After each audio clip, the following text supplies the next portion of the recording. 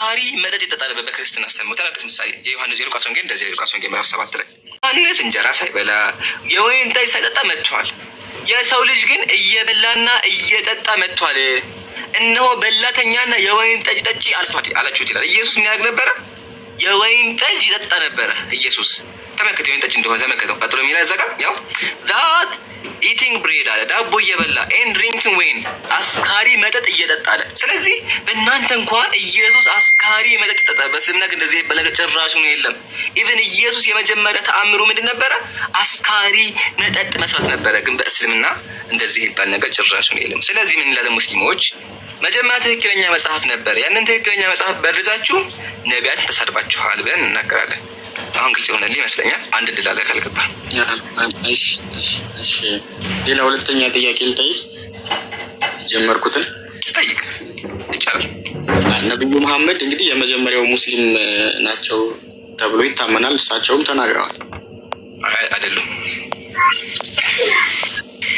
የመጀመሪያው ሙስሊም አድረቱ ላና 6163 ላይ እኔም የመጀመሪያው ሙስሊም ነኝ ብለው ራሳቸው ተናግረዋል።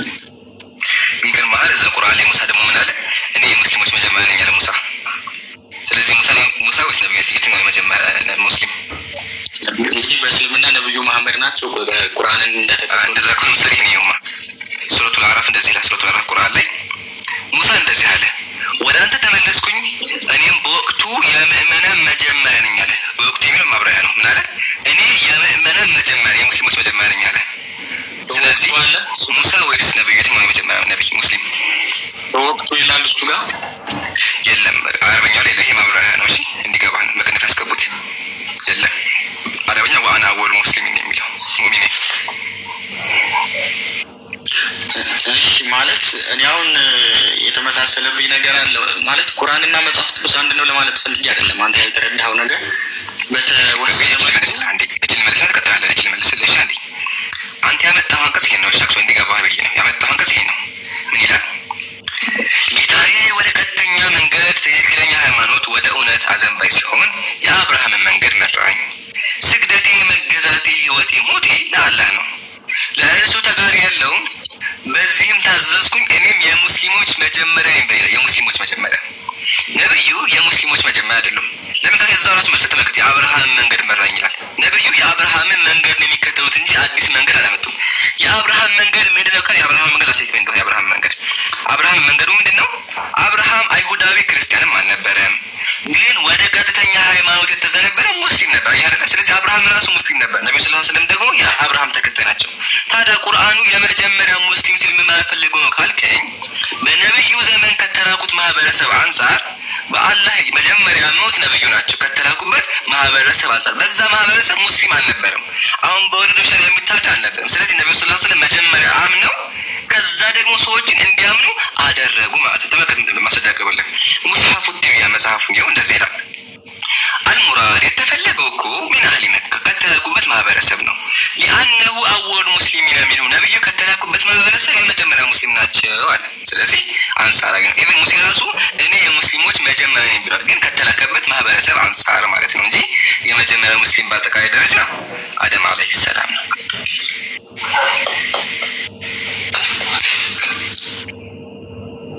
እሺ ማን ነው ታዲያ የመጀመሪያ ሙስሊም? አደም አለይሂ ሰላም።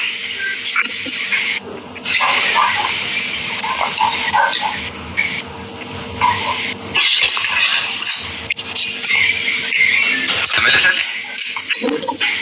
እነሱ ለመሆናቸው ማስረጃው ምንድን ነው? ቁርአን። እሺ ሌላ ጥያቄ ልጠይቅ። እንግዲህ ከክርስቶስ ልደት 610 ዓመት በፊት ነው ቁርአን የወረደውና ራሱን ለምን አልቻለም? ለምን ከመጽሐፍ ቅዱስ ላይ ያሉትን ነቢያትን ኢብራሂምን እነሱን ኢሳን ወደዚህ ማምጣቱ ለምን አስፈለገ? የተኮረጀ አያስብልም ወይ?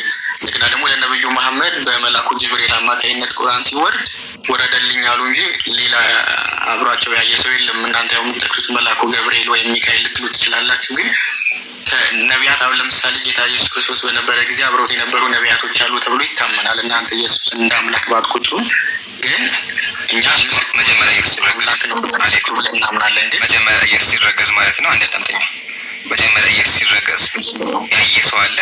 መልአኩ ገብርኤል መጥቶ ለማርያም እንድንግባባ ማለት ነው። እንድንግባባሽ ፕሊስ ተቆርጠንሽ እንግባባ። የሉቃስ ወንጌል ላይ መልአኩ ገብርኤል መጥቶ ማርያምን ሲያበስራት ያየ ሰው አለ?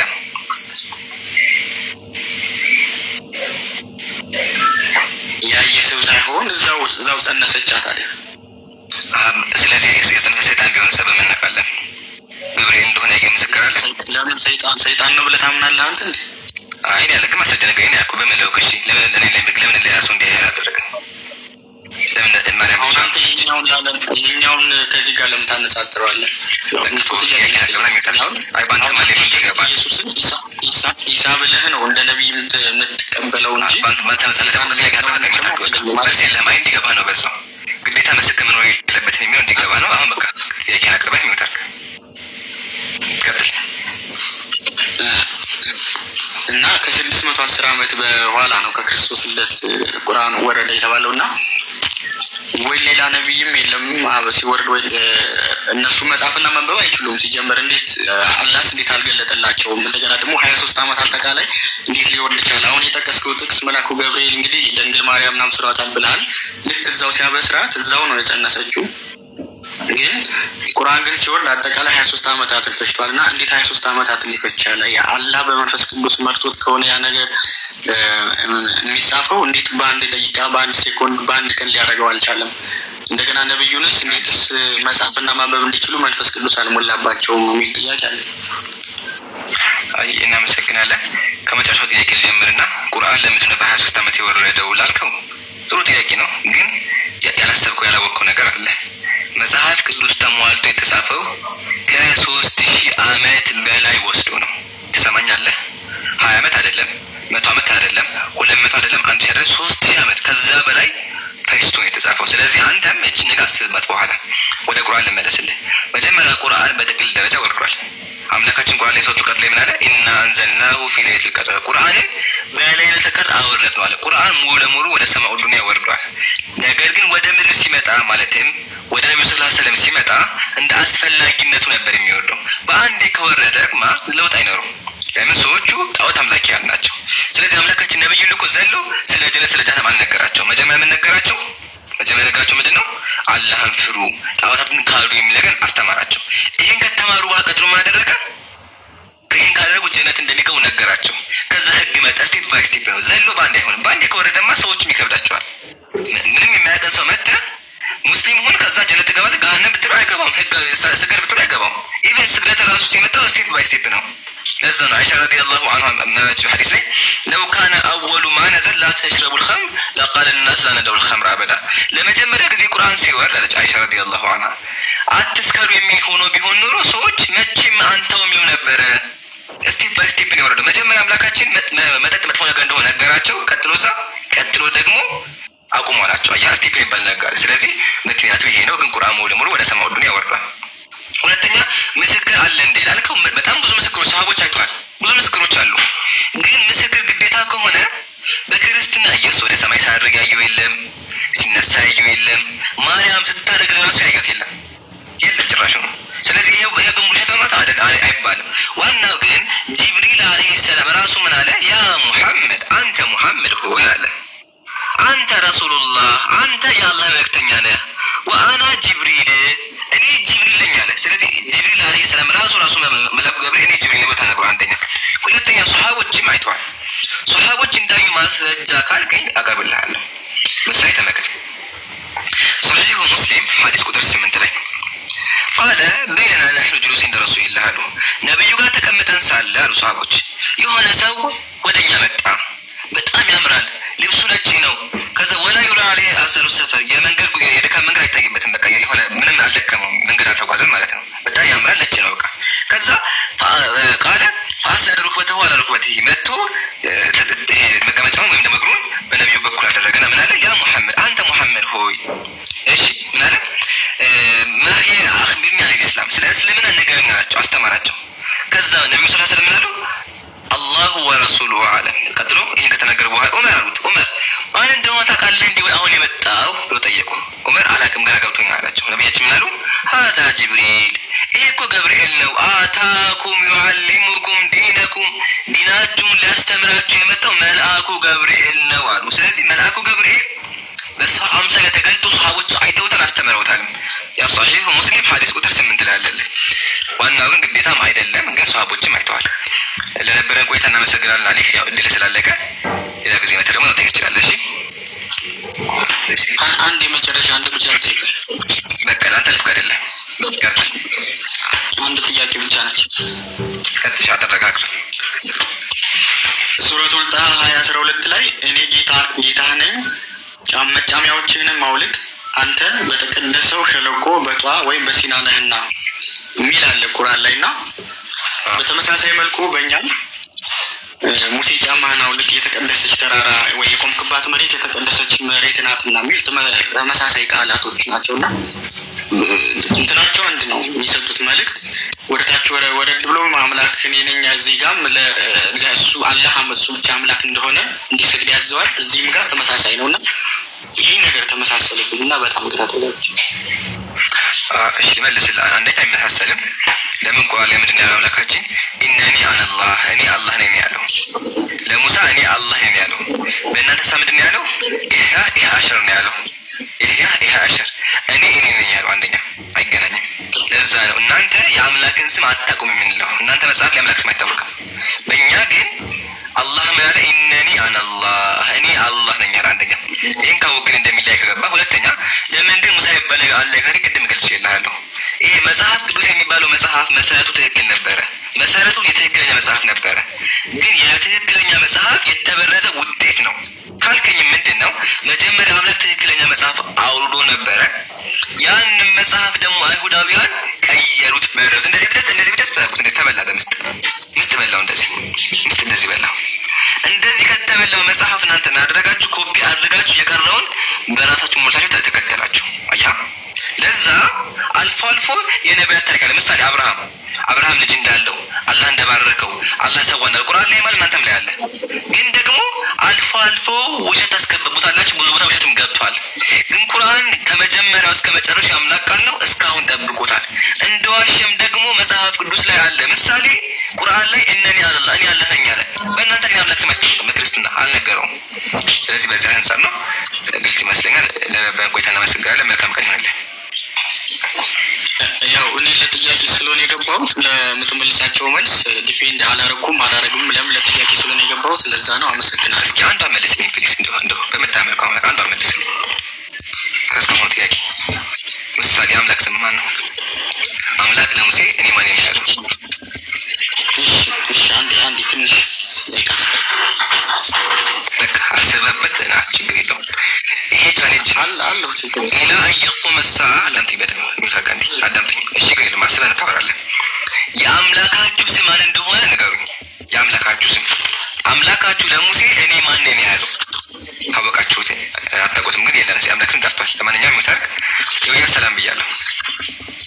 ሰላም እንደምን አለ ኢምራን? ሰላሙን አላ መን ተቢዐ ኢምራን አንድ ጥያቄ ብቻ አንድ መልስልኝ ብቻ አይደል ያልከኝ? አንዱ መልስልኝ በቃ ነው። እሺ መልስልኝ። ይሄ ማለታችንም ጅግኝ ዋና የፈለኩት ነበር፣ ግን ተልልኩም ዮሐንስ 28 ላይ ምን ይላል መሰለህ? እሺ ዮሐንስ 28 ላይ ጌታ ከተሰቀለ በኋላ ተጠራጥረውት ነበረ። ሰማሃል ድምጼ? ከይቅርታ ጋር አንዴ ግን በማስተጠራ የዘመን ስም አንደገኝ የሚያምለክ ስም ማን ነው? መጀመሪያ እኮ ልነግርህ እኮ ነው። ወደዛ ላይ ልጅ ነው። ከዛስ መጀመሪያ ሰው ጀመረ ከዛ ስላላመነ ነክቼ ማመን ፈልጋለሁ አለና ልክ ጎኑን ሲነካው ከተነሳ በኋላ የተወጋ ጎኑን ነካና ዳሶ ሲያይ ራሱ መሆኑን አወቀና ቶማስ ምን አለ? ጌታዬ አምላኬ አለ። ከዛ እግዚአብሔር ምን አለ? ጌታዬ አምላኬ አትበለኝ አላለው። ምንም አላለውም። ዝም ነው ያለው። ጌታዬ አምላኬ ሲለው ከዛ በኋላ ምንም እግዚአብሔር ጌታዬ አምላኬ አትበል እኔ አምላክ አይደለሁም የሚል ቃል አልተጻፈም። ወደታች ማየት ትችላለህ። አሁን በዚህ ቃል ብቻ ማለት ነው እንዴት እንደሚጨርበው ላሳይክ። መጽሐፍ ቅዱስ ካልሆነ ለምሳሌ አሁን አንተ አልተሳው ላሳይክ ነብዩ መሐመድ ወይም አላህ ብለህ አትቀበለውም አይደለ? እኔ አይደለሁም አይደለ? ስለዚህ አምላክ ነው ኢየሱስ ነው። ብዙ ስሞች አሉት እኮ አንድ ስም ብቻ አይደለም። እነሱ ስሞች እኮ በቃ አንድ ስም ፈልገህ ንገረኝ። አንደኛ። ሁለተኛ ደግሞ አዳምጠኝ። አሁን በመጣው ጥቅስ ብቻ ቄሶቹ ምን ያክል እንደሚያጭበረብሩ መጽሐፍ ቅዱስ ምን ያክል ለተበረዘ አሳያለሁ። አንተ ምንድን ነው ያልከኝ? ቶማስም ጌታዬም አምላኬም አይደለ ያልከው? ግን እንደዛ አይልም። መልካም እንደዛ አይልም። የሚለው ምንድን ነው? ቶማስም ይሄን ቶማስ ይኸውማ ምንድን ነው የሚለው? ይሄን ቶማስ አንሰርድ ሂም አንቱ ሂም ሳይንግ ማይ ሎርድ ኢዝ ማይ ጋድ ያ በጣም ይለያል። ኢምራን አንተ ምትለው በጣም ይለያል። እዚህ ጋር በጣም ይለያል። ከየት እንደምታመጣው አላውቅም። ይሄ አሁን እንግሊዝኛ መጽሐፍ ነው። ከፈለክ ሊኩን ከፍትልሃለሁ። የመጀመሪያው መጽሐፍ ይከፍታል። አማርኛ ያለ አንተ የምታነበት ያንተ የተጨበረበያኩ ላሳይኮ ከፍቼ ማውሪያ መጽሐፉን አሳይቼ እዚህ ጋር አለ መጽሐፉ። ያው ይሄ ነው መጽሐፉ። ይሄ መጽሐፍ ቅዱስ ነው። አማርኛ ሌላ ያደረጉት አንተ ቪዲዮ ሰራበት ሳይው አይገናኝ። እጅ ላይ መጽሐፍ ቅዱስ አለ። አሁን ለምሳሌ ባለፈው ምን አይነት ቪዲዮ ሰርታል መሰለኝ? ይሄን ጨርስ አንዴ ቆይ፣ ይሄን ጨርስ ፕሊዝ። እንደምትሳሳት አንዴ ቆይ፣ ይሄን ጨርስ ፕሊዝ። ከዛ ታሳየኛለህ፣ ችግር የለውም። እሺ በተራ አሁን እዚህ ጋር አንተ ቶማስ ጌታዬም አምላኬም ማለት ትላለህ። ውሸት ነው፣ ውሸት ነው ያለው ጌታዬ እና ነው ያለው። ጌታዬ ያለው ኢየሱስን ነው። ጌታ የሚያደርገው እግዚአብሔር ነው። አምላክ ያለው ደግሞ የኢየሱስ አምላክ ነው። ኢየሱስ ራሱ እኔ ወደ አምላኬና ወደ አምላካችሁ አድርጋለሁ አለ። ስለዚህ ቶማስ አምላክ ያለው ኢየሱስ አምላክ ያለውን አካል ነው። 4 ነጥብ። አንደኛ። ሁለተኛ ደግሞ ይሄ ታሪክ ራሱ ውሸት ነው። ይሄ ታሪክ ውሸት ነው። ምሳሌ ተመልከት። አንድ መጽሐፍ ልጥቀስልህ፣ ውሸት እንደሆነ ይገባ ማለት ነው። ኢየሱስ ምን ያደረገ መሰለህ? አንዲትን ሴት ጠራና ምን አላት? ነይ ጎኔን ቶማስ ጎኔን አይቷል፣ አንቺም ጎኔን አላትና ከዛ ውሃ ማድረጋት ጎኔን ቃሉ ስለሚከብድ አሳያችሁ። ያው እኔ ስለሚከብደኝ እናንተ ራሳችሁ አንብባችሁ ፍረዱ። እሺ ይሁት። ዳግመኛም ጌታ ኢየሱስ ክርስቶስ በእኔ በራሴ ፍቃድና በአባቴ ፍቃድ አይሁድ በዕለተ ዓርብ የወጉትን ጎኔን ጥቢ አላት ይላል። ይፈጥራሉ ነው እዚህ ገንበር ፈጠሩ። አምላክ እችን ሴት ምን አድርጋላት? ጎኔን ጥቢ አላት ነው ታነብልኝ ማለት መጽሐፍ አሳይፈለ ገለ ክርስቶስ ሰምራ ከለከቱ ምን መሰለክ ገለ ክርስቶስ ሰምራ ያው መጽሐፍ ቅዱስ እየጠበቅኩ እኮ ነው። አንተ ምንድነው ብታነብ? በመጽሐፍ ቅዱስ አንዴ ረጋ በራፊስ በሁለቱም እናወራለን። እሺ በሁለቱ ይሄን ጨርሰው አንዴ ያው እዚህ ጋር ያን ጊዜ ልጅ የእናቱን ጡት እንደሚጠባ የጌታዋን የኢየሱስ ክርስቶስን የተወጋውን ጎኑን ጠባች ይላል። ኢየሱስ ለሴቶች ጎኑን ያስጠባ ነበር። ቀጥሎ ጌታ ቶማስ የተወጋውን ጎኔን ዳሰሰ፣ አንቺ ግን ጠባሽ። እስኪ ከዳሰሰና ከጠባ ቆይ አንዴ ፕሊስ ረጋ በለ ፊት ታወራለህ። ቆይ እስኪ ከዳሰሰና ከጠባ የቱ ብልጫ እንዳለው ንገራት። የትኛው ይበልጥ ከጠባና ከዳሰሰ? እሷ ምን አለች? ይህም ባላት ጊዜ የጠባ ይበልጣል ይችላል። ስለምታነበው መጽሐፍ ጥያቄ እየጠየቁ ነው። ቆይ ረጋ በለ ትጠይቀኛለህ። ለጨርሳ መጀመሪያ አሊፍ ነው አዳምጣልኝ። ስለዚህ አምላክ ራሱ በዚህ መጽሐፍ ጎኑን ያስጠባ ነበር ይላል። ኢቭን መጽሐፍ ቅዱስ ላይ ራሱ ቶማስ ነካ የሚለው ታሪክ ፈጠራ ነው። ጸሐፊው አይታወቅም። መጽሐፍ ቅዱስ ላይ ራሱ ቶማስን ጠርቶ እጄን አስገባብኝ አለው የሚለው የለም፣ ፈጠራ ነው። ጸሐፊው አይታወቅም። አሁን አንድ ጠይቅ፣ ይሄ ታሪክ ነው የጻፈልህ ማን ነው? ጎማስ ጣቱን አስገባበት የሚለው ታሪክ ማን ነው የጻፈው?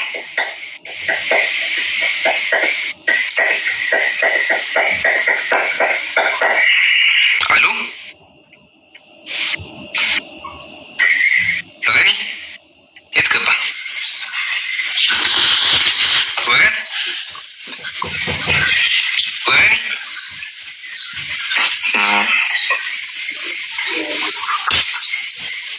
የለም። ይሄን ያልኳችሁ በቃ ይሄን ያልኳችሁ ከስሙን አዳምጥ እና ታሪኩ ፈጣን ነው። አይታችኋል። እሺ ያው ሰላም ብያለሁ። ይብራን እንደና አልሐምዱሊላህ ወገኔ ሰላም ብያለሁ። የፍጥነት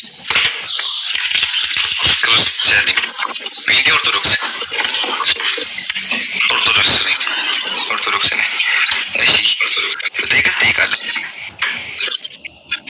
አይ ለጠየቅህና ዝም ብለህ አብራራልኝ። ኖርማሊ እንትን ሳይሆን ቀለል ያለ ጥያቄ ነው፣ ግን የሆነ ማብራሪያ ፈልጌ ነው። አይ ቀጥል ይቻላል። ምን መሰለህ ኢብራን፣ አንድ ኡስታዝ በሰሞኑን አንተ ማይተው ሊሆን ይችላል ቲክቶክ ላይ አላህን በህልሜ ያየሁት ብሎ ሲያወራ ሰምቼዋለሁ። እና በዚህ ሁኔታውን ይሄ ኡስታዝ ነብይ ነው ማለት እንችላለን? ኦር እሱ አባባሉ ደግሞ ልክ ካልሆነ ሌላ ኡስታዞች አይ አላህ በህልም አይታየም ብለው ለኡስታዙ መልስ አልሰጡትም። እና ያ ማለት ማለት የኡስታዙን ንግግር ተቀብለውታል ማለት ነው። እና ለዚህ ኡስታዝ ደግሞ በህልም እውነት ከታያቸው ይሄ ኡስታዝ ነብይ ነው፣ የዚህ ዘመን ነብይ ነው ብለን መቀበል እንችላለን ወይ የሚለውን ነገር እንድትመልስልኝ ነበርና የመጀመሪያ ጥያቄ እሱ ማለት ማንም ማብራሪያ አልሰጣቸውም። ልክ ናቸውም አይደሉም አልተባለም እና ከምን አንጻር ይሄ ይታያል? አላህ በህልም ይታያል ወይ? ምክንያቱም አናግሮኛልም ብለዋል እና ነብዩ መሐመድን እንኳን አላናገሩት። አላህ በጅብሪል በኩል ነበር ሲያናገራቸው የነበረውና ለዚህ ኡስታዝ በዚህ ልክ የታያቸው ከምን አንጻር ነው? የመጀመሪያ ጥያቄ ነው። ሁለተኛ ጥያቄ መጠየቅ ትችላለሁ። እሺ የጨረሰኛ ጥያቄ ደግሞ አንዳንድ መምህራን ይሄ ልመልስ ማለት ዳረም ማለት በመጀመሪያ ዳረመ ምንድን ነው ያልከው? አላህ ነብዩን አላናገራቸውም ብለሃል። ይሄ ፍጹም ስህተት ነው። ቁርአን ላይ ራሱ አምላካችን ምን አለ? እዛ ላይ ስህተት ነው እንደ ችግር የለውም። እሺ ዳረመ አሙታካ አንተኛ ፕሊስ እንዴት ነው እንጂ ሙታካ እሺ አላህ አናግሯቸዋል። ብዙ ማስረጃዎች አሉ። ይሄን ካየን ቀጥሎ አምላክ ይታያል። ያው አምላክ አይታይም። ቁርአን ላይ አምላካችን ምን አለ? አይኖች አያገኙትም አያዩትም። ሱረቱል አንዓም ቁጥር 103 ላይ ላ ቱድሪኩል አብሳር፣ አይኖች አያገኙትም አያዩትም አራት ነው። ስለዚህ አምላክ ማንም ላይ አይችልም። ቀጥሎ አይሻ ረዲየላሁ ዐንሃ ምን አለች? من حدثك أن محمد قرأ ربه فقد كذب። ነብዩ መሐመድ እንኳን ቢሆኑ አላህን አይቷል የሚል ካለ ዋሽቷል አለች። ወህወ የቁል አምላክ ምን ይላል? ላ ቱድሪኩል አብሳር፣ አይኖች እኮ አያገኙትም። ስለዚህ አምላክ ማንም ያየው አንደኛ። ቀጥሎ ታዲያ ይህ ሰው ነብይ ነው እንዴ አላህን አየሁ አለ ላልከው፣ መጀመሪያ የነቢያት ራእይ ነው እንጂ የነቢያት ህልም ነው እንጂ ራእይ የሆነው የሰው ህልም ራእይ አይደለም። የሰው ህልም ራእይ አይደለም። የነቢያት ህልም ከሆነ ትክክል ነህ። አምላክ ነቢያትን በህልም በኩል ተአምር ያሳያቸዋል። ለዛ ሐዲስ በተመለከተ ነብዩ ሰለላሁ ዐለይሂ ወሰለም ምናሉ? ወሩእየል አንቢያ ወህይ አሉ። የነቢያት ህልም ራእይ ነው አሉ። ሰው ግን ያየው ነገር በሙሉ ትክክለኛ ነው የሚል ነገር የለም። አንደኛ። ሁለተኛ ነብይ ነው ነብይ ከኛ በእኛ በኩል አልቋል። ቁርአን አምላካችን ያለ ሙሐመድ ከስለ ነብይ ካወራ በኋላ ወኻተመ ነብይ፣ ነብዩ ሙሐመድ የነቢያት መጨረሻ ናቸው አለ። ስለዚህ ከነብዩ በኋላ የሚነሳ ነብይ የለም። አራት ነጥብ ተመልሶልሃል? ተመልሶልኛል። ሌላው ደግሞ ምን መሰለህ አንዳንዴ በእስልምና ውስጥ አንዳንድ ኡስታዞች ትምህርት ሲያስተምሩ ስለ መንግስተ ሰማያት ማለት ነው እና ምን ይላሉ? ከእናንተ በእርግጥ አልሰማሁም፣ ከአንዳንድ መምህራን የሰማሁትና መንግስተ ሰማያት ሲጋራ ማጨስ ትችላላችሁ፣ የፈለጋችሁትን መኪና መንዳት ትችላላችሁ ምናምን ይላሉ እና የሆነ ዓለማዊ ነገር የፈለጋችሁትን ነገር ማድረግ ይቻላል የሚል አስተምሮት አለና ያ የሚደረገው ሰውን ትኩረት ሰዎችን ወደ ራስ ለመሳብ ነው ወይስ የእስልምና አስተምሮ ነው? አጠር አድርገህ ንገረኝ። ምንም ትስላልባ? አይ ይሄን ጥያቄ በክርስትና እናየዋለን። ከክርስትና በፊት እስልምና ላይ ያለው ልመልስልህ። መጀመሪያ እኛ ሙስሊሞች የምናምነው በመጽሐፍ ቅዱስም ያለው አንድ ሰው ከሞተ በኋላ የሚነሳው በአካሉ ነው። አካል ሲነሳ ደግሞ አምላካችን ቁርአን ላይ ምን አለ? ፈኢዛ ሁም ሚነል አጅዳት ኢላ ረቢሂም የንሲሉን፣ ከመቃብራቸው ወጥተው ድጋሚ ወደ አምላክ ይመጣሉ አለ። ስለዚህ ሁሉም ሰው ወደ አምላክ ይመጣ ከነስጋው ነው፣ ሰው ነው፣ በቃ ሰውነት ነው የሚነሳው። ያ ሰው ደግሞ ፍላጎት ስሜት አለው። ስለዚህ ጀነት ውስጥ ምን አለ? አላህ ለሁሉም ያዘጋጀው ፍላጎትና ደስታ አለ። ደስታ ምንድን ነው ካልን መንፈሳዊና ጸጋዊ ነው። አንድ ሰው ጀነት ሲገባ ምን ያገኛል? አምላክን ያያል። የጀነት ትልቁ ጸጋ ምንድን ነው? ትልቁ ጸጋ አላህን ማየት ነው። አላህ ከነሱ ያድርገን አንደኛ። ሁለተኛ ደግሞ ዩሰቢሑን አላህን ያመሰግናሉ። ነብዩ ሐዲስ ላይ ምን አሉ? ዩሰቢሑን አላህን ያመሰግናሉ። ስለዚህ አምላካችን እያመሰገንን በደስታ እንዋል። ይሄ አንደኛ። ሁለተኛ ደግሞ ስጋዊ ጸጋ ነው። ስጋዊ ጸጋ ምንድን ነው? መብላት መጠጣት የሚባል ነገር አለ ማለት ነው። ይሄን ከተስማማን ቀጥሎ ምን ይነሳል? ሲጋራ ማጨስ አለ እንዴ? መኪና መንዳት አለ እንዴ ላልከው በጥቅል ደረጃ የተቀመጠው ምንድን ነው? በጀነት ውስጥ ነፍስ የምትፈልገው አለ የተባለው። ጀነት ላይ ምን አለ? አንድ ሰው የሚፈልገው በሙሉ ነገር አለ። ግን በሙሉ ነገር ሲባል መጥፎ ነገር የለም። ለምን ከተኛ አምላካችን ቁርአን ላይ ምን አለ? ወነዘዕና ማ ፊ ቁሉቢሂም ሚን ጊል አለ። በልባቸው ያለውን መጥፎ ነገር በሙሉ አወጣ አለ። ስለዚህ የጀነት ሰው ሲጀመር መጥፎ ነገር አይፈልግም፣ አይመኝም። መጥፎ ነገር ጭራሹን አይመኝም። ስለዚህ መጥፎ ነገር ስለማይመኝ መጥፎ ነገር ጀነት ላይ የለም። ነገር ግን አንድ ሰው የፈለገው ጸጋ በሙሉ ጀነት ላይ አላህ ጀነት ከሚገቡ ያደርገን። አምላካችን ምን አለ? ለሁም ማ ተሽተሂ አንፉሱሁም ነፍሶቻቸው የሚፈልጉት በሙሉ አለ። ዩበሽሩሁም ማለት ቀጥሎ አምላክ ያበስራቸዋል። ቢረህመት ሚንሁ ከእርሱ በሆነ እዝነት አምላካችን ያዝናናል። ውዳሴ እንወደሳለን፣ መላእክቶች ያመሰግናል። በገነቶች ለነሱ በውስጧ የማያቋርጥ መጠቀሚያ ያለባት ስትሆን ያበስራቸዋል።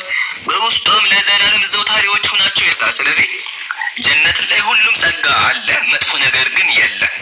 ስለዚህ ሲጋር ላይ እንደዛ ነገር የለም። ግን ደግሞ ምን አይነት ነገር የሚለው ነገር የምናውቀው ስንሄድ ነው። አራት ነጥብ መስገራለሁ። ሌላ ኢብራሂም ምን መሰለህ፣ አሁን ሁሉም ሰው ሲወለድ ሙስሊም ነው ይባላል እና በአስተምሮ ደረጃ በኢስላም አስተምሮ ደረጃ እና አሁን ደግሞ ሰሞኑን በምናየው አስተምሮ ደረጃ አንዳንድ እስልምና አንድ ሙስሊምና የመንቀፍ ነገር አለና ለምሳሌ እስላም አይደለም አብሽ እስላም አይደለም ይባላልና ልጨርስልሃል። እሺ ተከተላለህ። ቅድም ያወራሁት ነገር ስላለ ነው። እሺ በክርስትና ያለው ጠቅሳለሁ ብዬ ስለረሳው ነው። በክርስትና ምን አለ? በጣም ጥሩ ጥያቄ። ምን አለ? ተመልከቱ።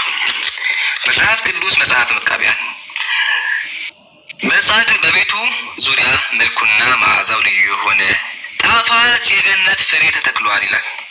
ገነት ላይ ምን አለ? ፍሬ አለ። በዚያ የወይን የዘይት ቦታ አለ። ዘይትም አለ። ዘይት ነጋዴዎች ስሙ ፈጽሞም ያማረ ነው፣ የፍሬው መዓዛ የጣፈጠ ነው ይላል። ስለዚህ በገነት ምን አለ? የሚጣፍጡ ፍራፍሬዎች አሉ። ምን እነዚህ በሙሉ አሉ። ተምር ምናምን ቴምር ራሱ አለ። ላሳያችሁ። የገነት ፍሬ ከማር ወለላ የበለጠ ጣዕም አለው። ይህንን ማግኘት የሚችሉት የቅድስት ቤተክርስቲያን ስርዓት የጠበቁ ናቸው። ስለዚህ በገነት ላይ ምን አለ? መዓዛ የተሸለመ ትርንጎም አለ። ይህ አበባ አለ። ከዛ አሁን ደግሞ ልቀጥላችሁ። ያው በገነት ላይ ጻድቃን የሚመገቧቸው እጽዋት አሉ ይላል። ስለዚህ በገነት የሚበላ እጽዋት አለ። አንተ እጽዋት ትበላለህ ገነት ላይ እጽዋት ይላል አለ። ራእየ ማርያም ተመልክቶ ራእየ ማርያም ደግሞ መላለስ አልጋም አለ፣ ሚስትም አለች። በክርስትና የወይን ወንዝ አለ፣ የማር ወንዝ አለ፣ ፍራፍሬዎች አሉ። ከዛ በኋላ ቀጥሎ ምን አልጋ አለ። አሁን ይሄ ዋና ጨዋታ። በገነት ምን አለ? በክርስትና እግዚአብሔር በጣም የሚያምር ቆንጆ አልጋ፣ ሰፊ አልጋ ያደርግና ከዛ ሰፊ ክላስ ነው። እዛ ክላስ ማን ያስገባቸዋል? ባልና ሚስት ይገባሉ። ከዛ ለዘላለም እዛ ደስ እያሉ ይኖራሉ። ምን እንደሚያደርጉ እንግዲህ እናንተ ወቁት፣ ተመልከቱ። ማርያም ናት ተነግሯል። ማርያም ማለት ተመልከቱ እዚህ ጋር ከፀሐይ ከጨረቃ ይልቅ ታበራለች አለች።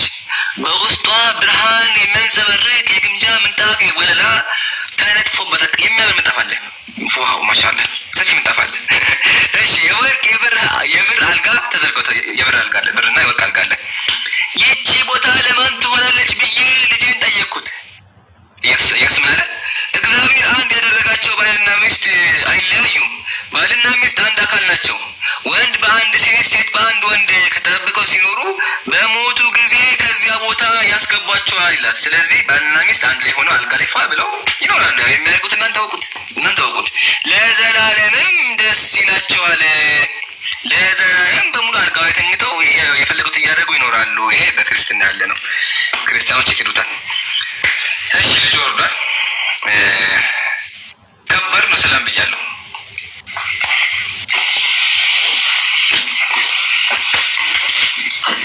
የጀማ መጨረሻ ፖስት ያደረኩት ቪዲዮ በደንብ አሳያችሁ። ሶስተኛ ላይ ያለውን ከላይ ፒን አለ፣ 2 ፒኖች አሉ። ከሱ ቀጣይ ያለውን ሶስተኛውን ቪዲዮ በደንብ ኮፒ ካደረጉት እሺ። ሪፖርት ላይ ያለው ቪዲዮ ብዙም እየታየ አይደለም እና ኢንሻአላህ አላህ ካለ የፊታችን ሮብ 3 ሰዓት ላይ ከዲያቆኑ ጋር የመጨረሻ ውይይት እናደርጋለን። ሁላችሁም እንዳቀሩ ማስታወቂያ በደንብ ሰው ሪከርደሮች እየሰማችሁ ከሆነ ሪከርድ የምታደርጉ ፖስት የምታደርጉ በደንብ አድርጋችሁ አሰራችሁ። አላህ ካለ ያው ተወስኗል ቀኑ ሮብ 3 ሰዓት ላይ የፊታችን ሮብ 3 ሰዓት ላይ የመጨረሻ ዲቤት አለ። ሁላችሁም እንዳቀሩ ተጋብዛችኋል። እሺ ከባድ ነው አለ አውርጃለሁ። ቀጣይ አስገቡ። ረሜዲ ሰላም ብያለሁ። ሰላም ናችሁ? ሰላሙን አለመን ተቢያል ሁላ ጥያቄ አለ? አዎ አቅርብ ጥያቄ። ነቢዩ መሐመድ ለምን ማይሆን ህግ ያዛል? ትእዛዝ ይመስለኛል። ባላ አንዳንድ አለ ኢየሱስና እግዚአብሔር ያሳዝኑ። እግዚአብሔር ምን አለ መሰለህ መጽሐፍ ቅዱስ ላይ ምሳሌ አንዲት አንዲት ሚስት ባሏን ለማዳን ብላ የተደበደ ሊገደል ሲብልቱን ብትነካው ቁረጥ ይላል። ባሏን ለማዳን ብላ ብትደባደብ ግደላት የሚለው ጨንቁረጣት የሚለው እና ይህን ሲያደርግ የማውቀው እግዚአብሔር ነው። እና ሴት ቦታ ነብዩ እንደዛ ያደረጉ ያልከው ይሄ ኦልድ ቴስትመንት ላይ ነው ብራዘር። ቢሆንም እግዚአብሔር አለ ያዘዘው። እግዚአብሔር እኮ ያዘዘው ዋናው አዟል ነው እግዚአብሔር። ያኔ ህግ ስር ነበሩ፣ አሁን አይደለንም። እንዴት ማምለክ ክርስቶስ ነው ምንም ያጠፋችን ሴት ባሏን ለማዳን ብላ ባሏ ወንድ የደበደበ ሊገልጽባት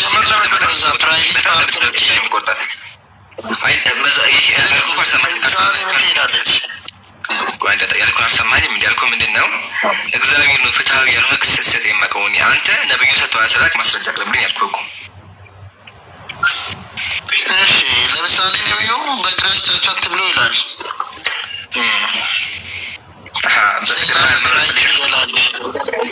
ቆይ የትኛው ሰይጣን ነው በግራ እጅ የሚበላው? ጂኖች